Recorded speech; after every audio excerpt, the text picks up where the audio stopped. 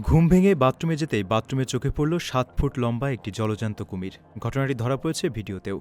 দেখা যায় কাপড়-চোপড় ও গৃহস্থালী জিনিসপত্রে ঠাসা একটি ঘিঞ্জি বাথরুম। সেখানে কুমিরটির শরীরে দড়ির ফাঁস লাগিয়ে সেটিকে টেনে বের করার চেষ্টা করা হচ্ছে।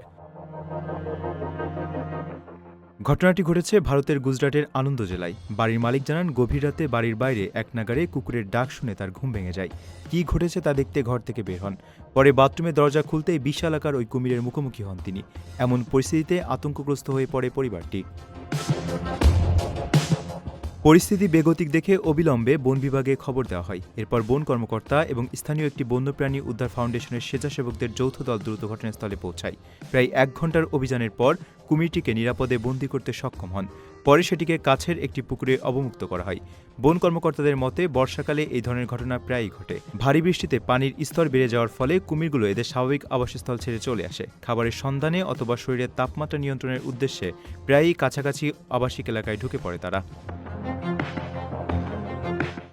আপনার স্বপ্নগুলো আকাশ ছুবে প্রবাসীর হেলিকপ্টারের মাধ্যমে। বিয়ে, জন্মদিন অথবা যে কোনো বিশেষ প্রয়োজনে হেলিকপ্টার ভাড়া করতে যোগাযোগ করুন স্ক্রিনে দেয়া নাম্বারে। প্রবাসীর হেলিকপ্টার, নিরাপদ ও সাশ্রয়ী বাহনের বিশ্বস্ত নাম।